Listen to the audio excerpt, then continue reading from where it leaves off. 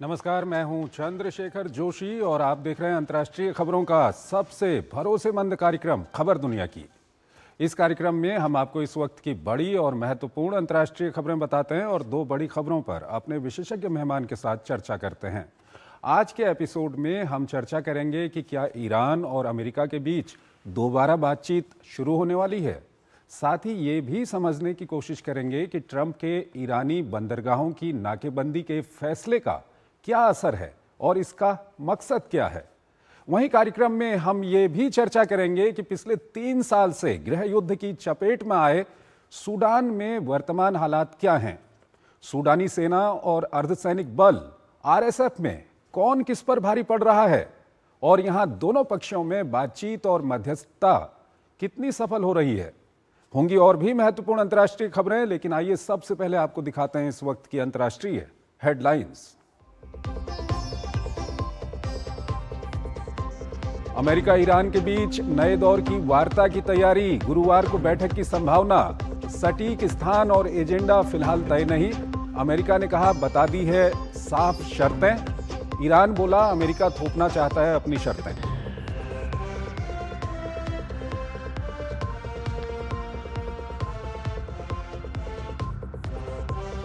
अमेरिकी नाकेबंदी के बावजूद हॉर्मुज से निकले ईरानी जहाज। ईरान ने कहा हॉर्मुज कोई सोशल मीडिया नहीं, ब्लॉक को भी किया जा सकता है ब्लॉक। चीन ने अमेरिकी नाकेबंदी को बताया खतरनाक और गैर जिम्मेदाराना कदम।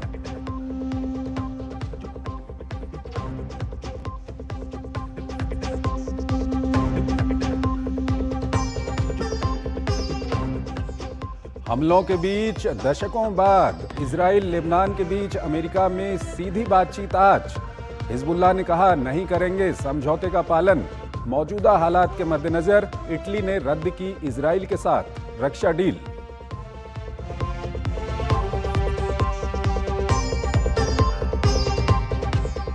तीन साल की जंग से सूडान में हाहाकार। संयुक्त राष्ट्र ने बताया दुनिया का सबसे बड़ा मानवीय संकट।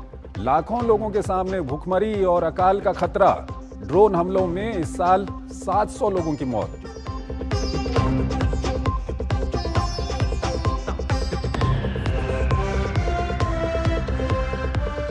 रूस यूक्रेन का एक दूसरे पर हमला जारी। आईएईए ने कहा बहाल कर दी गई जापोरिजे परमाणु ऊर्जा संयंत्र में बिजली। जर्मनी के दौरे पर पहुंचे यूक्रेनी राष्ट्रपति ज़ेलेंस्की। पैट्रियट मिसाइलों की आपूर्ति के लिए धन मुहैया कराने का मिला भरोसा।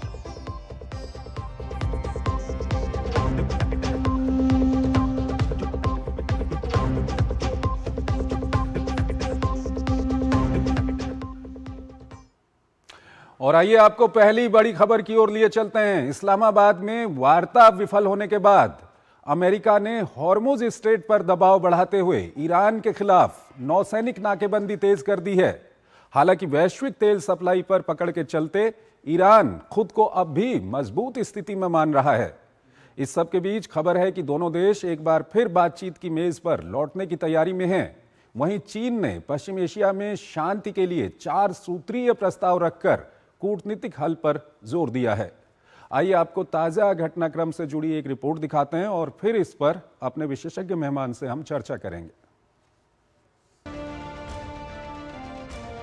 इस्लामाबाद वार्ता के विफल होने के बाद अमेरिका ने हॉर्मुज स्ट्रेट में स्थित ईरानी बंदरगाहों पर नौसैनिक नाकेबंदी लागू करके दबाव बढ़ाने की कोशिश की है। अमेरिकी अधिकारी इस नाकेबंदी को ईरान को बातचीत की मेज पर वापस लाने के एक तरीके के रूप में देख रहे हैं। हालांकि ईरान का मानना है कि हॉर्मुज पर अपने नियंत्रण और वैश्विक तेल आपूर्ति को बाधित करने की अपनी क्षमता के कारण उसके पास अभी भी सौदेबाजी की ताकत मौजूद है।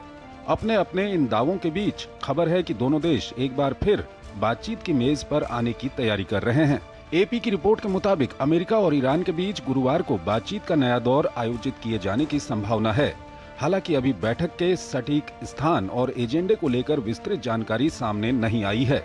इससे पहले अमेरिकी उपराष्ट्रपति जेडी वेंस ने एक इंटरव्यू में कहा कि ईरान के साथ पाकिस्तान में हुई वार्ता के दौरान अच्छी चर्चा हुई।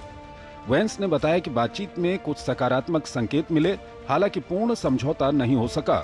उन्होंने कहा कि अमेरिका ने परमाणु हथियार नहीं बनाने की अपनी शर्तें स्पष्ट कर दी हैं। ईरान को उन्होंने कहा कि अब गेंद ईरान के पाले में है और अमेरिका तेहरान के अगले कदम का इंतजार कर रहा है। अमेरिका ने ये भी कह दिया कि उसने सैन्य कार्रवाई इस उम्मीद में रोकी है कि हॉर्मुज स्ट्रेट को फिर से खोला जाएगा और ऊर्जा सप्लाई सामान्य हो सकेगी। इस बीच ईरान ने आरोप लगाया है कि अमेरिका बातचीत नहीं अपनी शर्तें थोपना चाहता है। वहीं चीन ने पश्चिम एशिया में शांति और स्थिरता को बहाल करने के लिए 4 सूत्रीय प्रस्ताव रखा है। बीजिंग में यूएई के क्राउन प्रिंस से मुलाकात के बाद राष्ट्रपति शी जिनपिंग ने कहा कि इसमें सह अस्तित्व के सिद्धांत का पालन जरूरी है। उन्होंने खाड़ी क्षेत्र के लिए एक साझा, व्यापक और टिकाऊ सुरक्षा ढांचा बनाने पर जोर दिया। वहीं ईरान के विदेश मंत्री ने अपने रूसी समकक्ष से फोन पर बात की। रूस ने संघर्ष की जड़ को खत्म करने वाले समाधान तक पहुंचने के लिए बातचीत जारी रहने पर जोर दिया है। इस बीच ट्रंप ने अमेरिकी नाकाबंदी के पास ईरानी जहाज को तुरंत तबाह करने की धमकी दी। वहीं खबर है कि ईरान से जुड़ा एक और तेल टैंकर हॉर्मुज स्ट्रेट से होकर खाड़ी देशों में पहुंचा है। हालांकि नाकेबंदी वाले इलाके से पहले ही 2 जहाज गुजर चुके हैं, लेकिन वो ईरान से संबंधित नहीं थे। वहीं चीन अमेरिकी नाकेबंदी को खतरनाक और गैर जिम्मेदाराना बताता है। अंतर्राष्ट्रीय ऊर्जा एजेंसी ने चेतावनी दी है कि कच्चे तेल की मांग में दूसरी तिमाही में बड़ी गिरावट आ सकती है। ये गिरावट कोविड महामारी के समय 2020 के बाद सबसे ज्यादा हो सकती है। उधर लेबनान और इजराइल के बीच शांति वार्ता को लेकर वॉशिंगटन में मुलाकात हो रही है। दोनों पक्षों के बीच 43 साल बाद पहली प्रत्यक्ष वार्ता है। इजराइल ने हिजबुल्लाह के साथ युद्ध विराम से इनकार कर दिया है, तो हिजबुल्लाह ने बातचीत रद्द करने की मांग की है।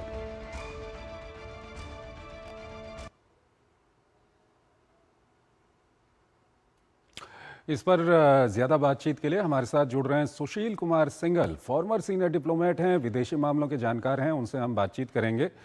सिंघल साहब, अभी जो स्थिति बनी हुई है उसको किस तरह से आप एक्सप्लेन करना चाहेंगे, अभी की स्थिति को?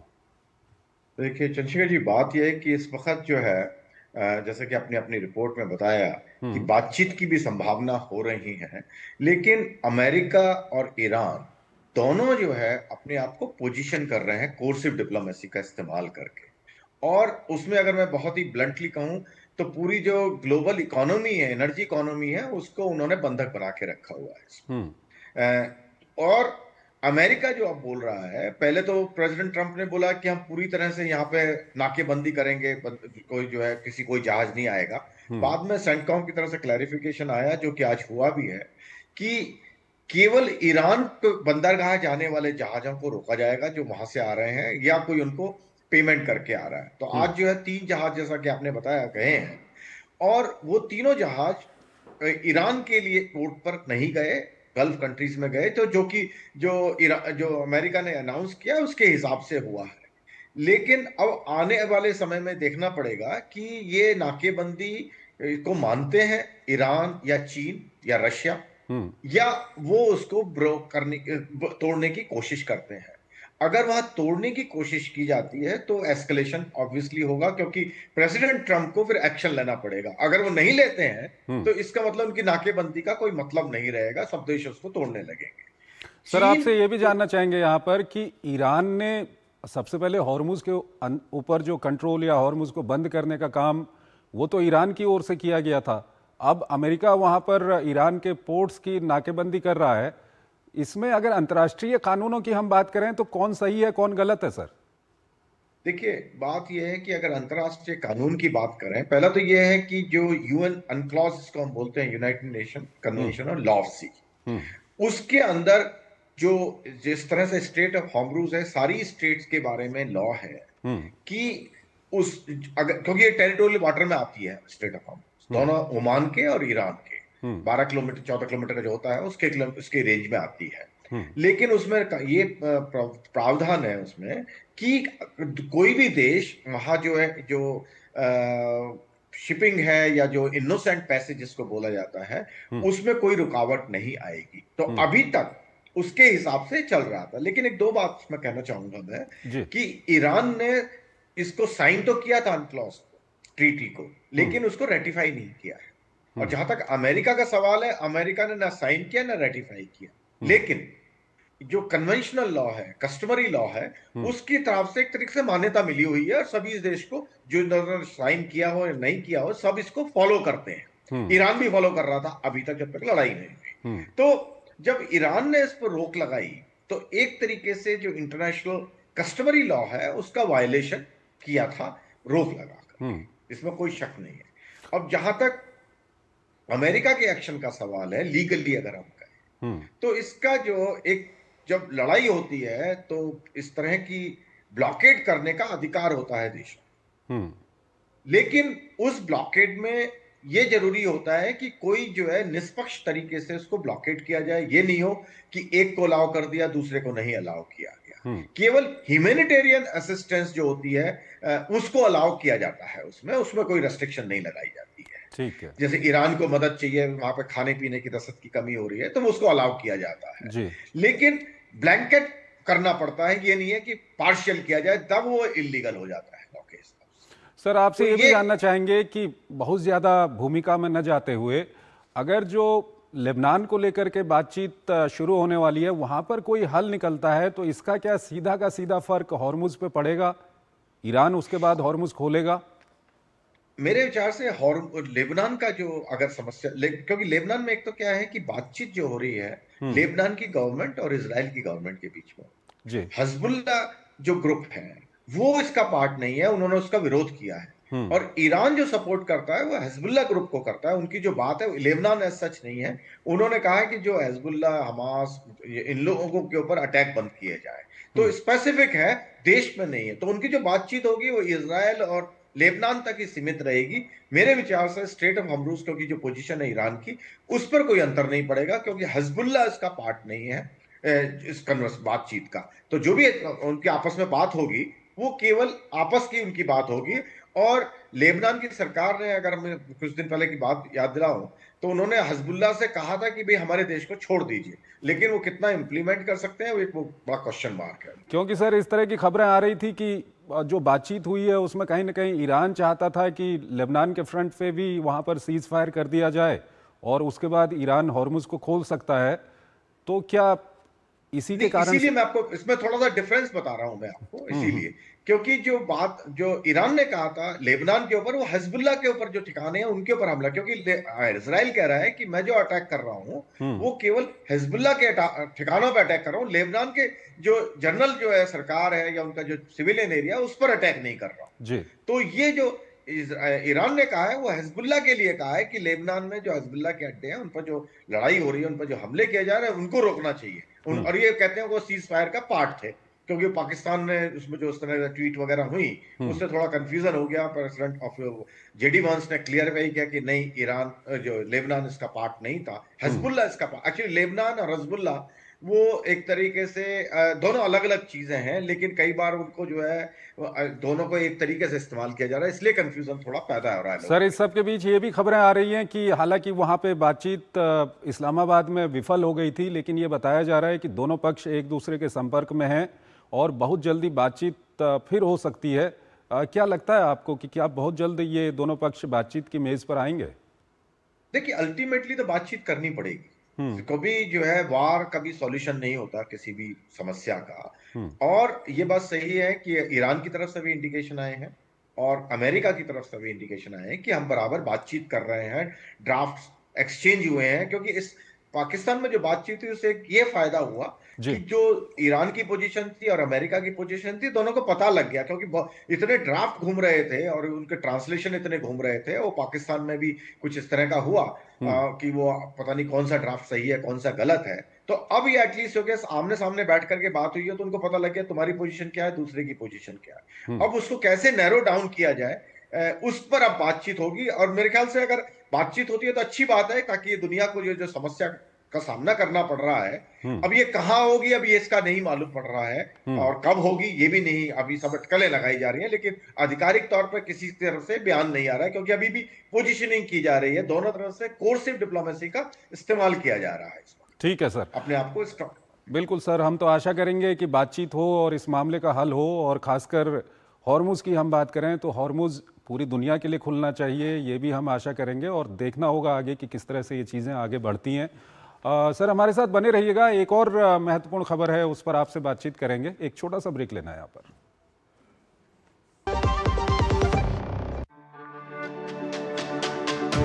मेरी पसंद, मेरी पसंद, मेरी पसंद। मेरी पसंद। हमारी पसंद। हम सबकी पसंद। मजबूत देश का मजबूत सरिया हो गया स्टील।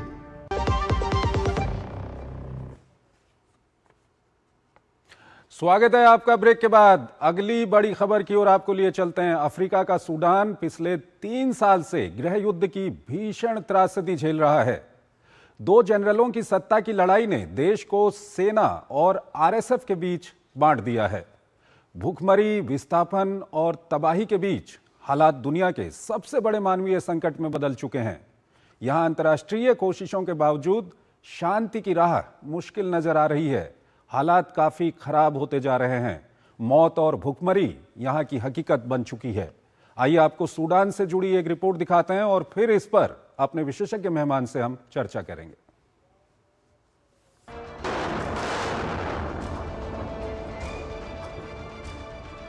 अफ्रीकी देश सूडान पिछले 3 साल से गृह युद्ध से कराह रहा है। देश 2 जनरलों की महत्वाकांक्षा का शिकार है। सूडान के पूर्वी हिस्से में सेना तो पश्चिमी भाग में अर्धसैनिक सपोर्ट फोर्सेस के बीच बढ़ चुका है। हालांकि 2025 में कूटनीति ने प्रगति की थी, लेकिन सऊदी अरब और संयुक्त अरब अमीरात के बीच विवाद और मध्य पूर्व युद्ध के कारण ये गतिरोध में तब्दील होकर रह गया है। जंग चौथे साल में प्रवेश कर रही है। ये दुनिया के सबसे भीषण मानवीय संकट का केंद्र भी बनकर रह गया है। लाखों लोगों को भूखमरी या अकाल का सामना है। देश पूरी तरह से तबाह हो चुका है। राजधानी खार्तूम का अधिकांश हिस्सा वीरान हो चुका है। खाड़ी और अन्य क्षेत्रीय शक्तियों द्वारा विरोधी पक्षों का समर्थन किए जाने से युद्ध में इथोपिया सहित पड़ोसी देशों के भी शामिल होने का खतरा है। सूडान में गृह युद्ध अप्रैल 2023 में तब शुरू हुआ जब एक सैन्य तख्तापलट के बाद लोकतंत्र की बहाली की दिशा में काम कर रही नागरिक कैबिनेट को हटा दिया गया। सेना और अर्धसैनिक बल आईएसएफ में मिलकर सत्ता हथिया ली, लेकिन सत्ता की ये जुगलबंदी बहुत देर तक टिक नहीं पाई। दोस्ती में ये दरार जल्द ही सैन्य झड़प में तब्दील हो गई और फिर शुरू हुआ अंतहीन युद्ध का ऐसा सिलसिला जो आज तक जारी है। सेना और उससे जुड़ी सरकार का फिलहाल राजधानी खार्तूम, मध्य नील नदी गलियारे और रणनीतिक पोर्ट सूडान सहित पूर्वी क्षेत्र पर नियंत्रण है। आईएसएफ का पश्चिमी दारफूर क्षेत्र के अधिकांश हिस्से पर कब्जा है। इन्हें पड़ोसी देश चाड और लीबिया से आपूर्ति का मार्ग उपलब्ध है। दोनों पक्षों के बीच पश्चिम मध्य कॉर्डोफान क्षेत्र में घमासान जारी है। इन खतरनाक परिस्थितियों के बीच शांति के लिए मध्यस्थता का प्रयास मुख्य रूप से अमेरिका के नेतृत्व में क्वाड नामक समूह द्वारा किया जा रहा है। इनमें संघर्षरत पक्षों पर सबसे अधिक प्रभाव रखने वाली 3 अरब शक्तियां शामिल हैं। सऊदी अरब और मिस्र सेना का समर्थन करते हैं, जबकि संयुक्त अरब अमीरात अर्धसैनिक बल का प्रमुख संरक्षक है। सितंबर 2025 में इन 4 देशों ने एक शांति रोड मैप पर सहमति व्यक्त की थी, जिसमें स्थायी युद्ध विराम और सूडान के राजनीतिक भविष्य के बारे में बातचीत से पहले मानवीय युद्ध से शुरुआत करने की परिकल्पना की गई थी। हालांकि सेना ने इस प्रस्ताव का विरोध किया। उसे डर है कि युद्ध विराम से देश के बड़े हिस्से आईएसएस के हाथ में चले जाएंगे। इस दौरान क्वाड के 2 बड़े धड़े सऊदी अरब और यूएई में संबंध खराब हो गए। संघर्ष ने देश की खाद्य प्रणाली को तबाह कर दिया है। यहाँ स्थिति विशेष रूप से उत्तरी दारफूर और दक्षिणी कोर्डोफान के 2 राज्यों में गंभीर है, जहाँ कई परिवार दिन में केवल एक बार भोजन कर पाते हैं या उन्हें पूरे दिन में भूखे रहना पड़ता है या जीवित रहने के लिए पत्तों और पशुओं के चारे पर निर्भर रहना पड़ता है। सुशील कुमार सिंघल हमारे साथ बने हुए हैं, फॉर्मर सीनियर डिप्लोमेट हैं, विदेशी मामलों के जानकार हैं। सुशील जी, वेस्ट एशिया में जहां पर अभी इतना तनाव वहां पर चल रहा है और वहां पर तेल है, वहां पर व्यापार है, उसको लेकर के पूरी दुनिया चिंता में है, लेकिन वेस्ट एशिया से ज़्यादा दूर नहीं है सूडान। लाखों लोग वहां पर मारे गए हैं, भूखमरी वहां पर है, हालात बहुत ख़राब हैं, लेकिन किसी का ध्यान नहीं है वहाँ। बिल्कुल आप सही कह रहे हैं चंचल जी। पिछले 3 साल हो गए आज। पूरे अप्रैल में शुरू हुई थी 2023 में, जैसा कि आपकी रिपोर्ट में भी आया कि ये लड़ाई जो शुरू हुई है, और ये बड़ी ही अजीब है बात है कि ये जो लड़ाई जो हो रही है, ये सूडान की अपनी लड़ाई नहीं रह गई है। ये लड़ाई जो है अब इसमें रीजनल पावर्स हैं, जैसा कि आपने सऊदी अरबिया, यूएई का नाम लिया है, इजिप्ट का नाम लिया, एरिट्रिया है, इथोपिया, ये सारे देश इसमें इन्वॉल्व हो गए हैं। और इससे क्या हो रहा है कि ये एक युद्ध क्षेत्र बन गया है। और युद्ध क्षेत्र बनने से क्या हुआ है कि सूडान की जो जनता है, आम आदमी है, वो सफर कर रहा है। जैसा कि आपने 3 साढ़े 3 करोड़ लोग जो है वहां के भूखमरी का शिकार हैं, करीब जो है 1-1.5 करोड़ जो है अपना देश छोड़ के चले जाना पड़ रहा है उनको, अपनी रिफ्यूजी बन गए अपने देश में ही। पड़ोसी देश चाड है, वहां पर उनको जाना पड़ रहा है काफी लोगों को। तो और लड़ाई अभी तक भड़क रही है वहां पे। अभी 15 तारीख को एक कॉन्फ्रेंस भी होने वाली है बर्लिन में इसके बारे में। लेकिन जो ऑर्गेनाइजर है वो कह रहे हैं कि भाई हमें बहुत ज्यादा उम्मीद नहीं है इससे। अगर कुछ ह्यूमैनिटेरियन असिस्टेंस के लिए हमारी आपस में बातचीत हो जाए तो बहुत बड़ी बात है, क्योंकि असली कारण क्या है कि दोनों धड़ों को, एसएएफ हो या आरएसएफ हो, इन दोनों को उम्मीद है कि मिलिट्रीली हम जो है जीत जाएंगे। तो जब ये उम्मीद जगी रहती है तो शांति की तरफ कोई देश झुकना नहीं चाहता, क्योंकि जब शांति की बात करेंगे तो उन्हें अपनी अपनी जो डिमांड है उनको झुकना पड़ेगा। बिल्कुल। लेकिन इस वक्त कोई भी अभी तक कोई झुकने को तैयार नहीं है, क्योंकि उनको पूरी उम्मीद है कि वो जीत जाएंगे। और ये लड़ाई अब जो है, जो पोर्ट सुदान है उसकी तरफ बढ़ती जा रही है, जो कि अभी तक ये था कि एसएएफ जो है उसके कब्जे में है और वहां पे शांति है, क्योंकि वो एक बहुत बड़ा पोर्ट ही नहीं है, वहां पे मिलिट्री सेंटर है। और जो साउथ सुडान है उसकी पाइप और जो ऑयल वहां पे निकलता है उसकी पाइपलाइन वहां से जाती है। तो वो अब वहां पर अटैक होने लगे हैं, जो कि अब ये लग रहा है कि और लड़ाई इससे भड़केगी। और जो तेल की समस्या, हम जब आप अभी वेस्ट एशिया की बात कर रहे हैं, मिडिल ईस्ट की बात, वो यहां से भी बढ़ने वाली है। अब जो रेड सी का जो एरिया है वो भी खतरे में आने लगा है। तो यानी कि कहीं ना कहीं ये हॉर्मुज को लेकर के तो एक पूरा अभी हालात खराब हैं। अगर वहां बाबल मंदेब में भी इस तरह की हालत बनी और ये जो रेड सी की आप बात कर रहे हैं, तो ये हालात सूडान की वजह से और गहरा सकते हैं क्या वहां पर? बिल्कुल घबरा सकते हैं, क्योंकि वहां जो उसके मंदेब की बात है, वहां से 12% के करीब ट्रेड मारा जाता है ऑयल का। और दूसरा यहाँ जो हरमुज है वहां से 20% जाता है। तो अगर ये रेड सी का एरिया भी, ये सब एरिया अगर ये भी डिस्टर्ब हो गया तो आप समझ लिए करीब जो है 1/3 से ज्यादा जो ट्रेड है वो इंपैक्ट हो जाएगा। और जो ऑयल फील्ड है सूडान में, साउथ सूडान में, वो इंपैक्ट होंगे। तो ऑयल सप्लाई के जो और समस्या हो रही है और गहरा जाएगी। तो इसकी समस्या का हल निकालना पड़ेगा। लेकिन इधर सऊदी अरब और अमीरात दोनों ही एक धड़े में बदल गए हैं, अलग अलग उनके अपने कारण है। तो उससे आग ज्यादा भड़क रही है, क्योंकि दोनों देश अलग अलग ग्रुप को सपोर्ट कर रहे हैं, जो उनके अपने कारण है। उसमें मैं नहीं जाना चाहूंगा, लेकिन उससे क्या है कि सूडान की जो समस्या है वो और गहराती जा रही है। सर, यहाँ पर सवाल ये भी आता है कि दुनिया के जो बड़े और ताकतवर देश, जिनसे पूरी दुनिया आशा करती थी कि वो शांति की राह में आगे बढ़ेंगे या शांति के लिए काम करेंगे, चाहे हम रूस की बात करें, वो खुद एक युद्ध का पक्ष है। अमेरिका की बात करें, इस वक्त अमेरिका भी एक युद्ध का पक्ष है।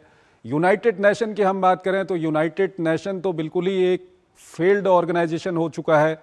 तो किससे हम आशा कर सकते हैं जिस तरह के हालात बन रहे हैं इसमें? भी इसमें जो आप बिल्कुल सही, आपने जो डिस्क्राइब किया बिल्कुल सही किया कि यूएसए अभी तक बहुत बड़ा गारंटर था इंटरनेशनल पीस एंड सिक्योरिटी का, और वो वहां पे काम करते थे। और उसको यूएन को सपोर्ट पूरा वो मिलता था उससे। लेकिन अब जो पॉलिसी है यूएसए की, वो बिल्कुल उन्होंने अपने आप को यूएन से अलग कर लिया है। और उन्होंने कहा है कि दुनिया में लड़ाई हो रही है, मेरा मतलब नहीं है जब तक मेरा अपना इंटरेस्ट नहीं है। तो उससे जो है बड़ी ही स्थिति होती जा रही है, खराब होती जा रही है। तो ये जो मैं बर्लिन कॉन्फ्रेंस का जो कह रहा हूं, उसका एक एफर्ट कर रहे हैं सारे काफी देश मिलकर के, इसमें यूरोपियन देश भी हैं और दूसरे देश भी हैं, मिलकर के कोशिश कर रहे हैं। लेकिन जब तक जो इसके जो सपोर्टर्स हैं वो नहीं मानेंगे कि भाई ये इस लड़ाई से उन्हीं को नुकसान है, अल्टीमेटली जो उनके सपोर्टर हैं उनको भी नुकसान है उससे, क्योंकि रेफ्यूजीज उनके यहाँ भी आएंगे। ये जो वहां भुखमरी हो रही है, अल्टीमेटली जब भुखमरी होगी तो लोग दूसरे देशों में जाने की कोशिश करते हैं, भी खाने को मिले, कहीं मिले, हमें रहने के लिए जगह मिले, सेफ्टी मिले, तो उनको भी ये नुकसान होगा।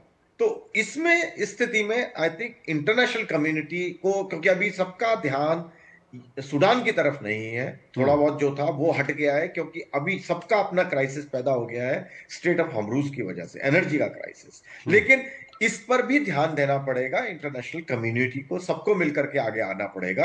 अभी जो मल्टीपोलर वर्ल्ड की बात जो है, वो देश जो उसका हिस्सा है, अब उन सबको इसमें आकर मेरे ख्याल से आना पड़ेगा। शायद कई लोग अभी ये नहीं समझ पा रहे होंगे कि ये पोर्ट ऑफ सूडान का कितना असर हो सकता है। जिस तरह से हॉर्मुज का असर है। बहुत बहुत शुक्रिया सर आपका हमारे इस कार्यक्रम में जुड़ने के लिए और दोनों ही महत्वपूर्ण विषयों पर अपना महत्वपूर्ण विश्लेषण हमारे दर्शकों के साथ साझा करने के लिए। इसी के साथ अंतर्राष्ट्रीय खबरों के हमारे इस खास कार्यक्रम को हम यहीं पर समाप्त करते हैं, लेकिन जाते जाते आपको छोड़ जाते हैं आज की कुछ और बड़ी और महत्वपूर्ण अंतर्राष्ट्रीय खबरों के साथ। आप इन खबरों को देखिए और हमारी पूरी टीम को इजाज़त दीजिए। नमस्कार। कनाडा के प्रधानमंत्री मार्क कार्नी ने विशेष चुनाव में जीत दर्ज कर अपनी सरकार के लिए बहुमत सुनिश्चित कर लिया है। 343 निर्वाचन क्षेत्रों में हुए मतदान के बाद लिबरल पार्टी अब बिना विपक्ष के समर्थन के भी कानून पारित कर सकेगी। टोरंटो में लिबरल पार्टी उम्मीदवार डैनियल मार्टिन ने यूनिवर्सिटीज रोजडेल जिले से चुनाव जीता और लिबरल पार्टी उम्मीदवार डॉली बेगम ने स्कारबोरो साउथ वेस्ट जिले से जीत हासिल की। नतीजों के बाद लिबरल पार्टी के 2029 तक सत्ता में बने रहने की संभावना है। रूस द्वारा रात भर किए गए ड्रोन हमलों में यूक्रेन में नागरिक और बंदरगाह के बुनियादी ढांचों को निशाना बनाया गया। इस हमले में ओडेशा क्षेत्र से इज़मेल बंदरगाह पर पनामा के झंडे वाला एक जहाज क्षतिग्रस्त हो गया। ओडेशा के अधिकारियों ने बताया कि आसपास के जिले में हुए रूसी हमले में एक गैराज पूरी तरह नष्ट हो गया। वहीं हमले में आग लगने से 2 यात्री बसें और 7 कारें भी जलकर खाक हो गई हैं। अधिकारियों ने बताया कि हमले में कई घरों को भारी नुकसान हुआ है। हालांकि हमलों में किसी के हताहत होने की कोई खबर नहीं है। उत्तर कोरिया के नेता किम जोंग उन ने सप्ताहांत में अपने नए 5000 टन श्रेणी के विध्वंसक युद्धपोत चोय होन में मिसाइल परीक्षण का निरीक्षण किया। सरकारी अखबार रोडोंग सिनमुन के मुताबिक किम ने 2 सामरिक क्रूज मिसाइलों और 3 पोत रोधी मिसाइलों के प्रक्षेपण को देखा। इस दौरान उन्होंने देश की नौसेना की अभियान क्षमता बढ़ाने और परमाणु हथियारों के जखीरे को मजबूत करने का संकल्प दोहराया। बलूच लिबरेशन आर्मी ने पाकिस्तान के गवादर पोर्ट के पास मिल्तियाब इलाके में कोस्ट गार्ड की गश्ती नाव पर हमले का वीडियो जारी किया है। संगठन के अनुसार यह उसका पहला नौसैनिक हमला था, जिसे 12 अप्रैल को अंजाम दिया गया। बीएलए ने दावा किया कि हमले में पाकिस्तानी नौसेना के 3 जवान मारे गए। बीएलए ने कहा कि संगठन ने हमाल मैरीटाइम डिफेंस फोर्स नाम से एक औपचारिक नौसैनिक विंग तैयार किया है, जिसका उद्देश्य बलूच समुद्र की रक्षा करना है। दक्षिण पूर्वी तुर्की में एक बंदूकधारी द्वारा की गई गोलीबारी में 16 लोग घायल हो गए। जानकारी के अनुसार हमले के बाद हमलावर ने खुद को गोली मार ली। स्थानीय मीडिया के अनुसार घायलों में अधिकांश छात्र हैं। हमलावर की पहचान स्कूल के एक पूर्व छात्र के रूप में की गई, जिसका जन्म 2007 में हुआ था। फिलहाल इस दुखद घटना की जांच की जा रही है।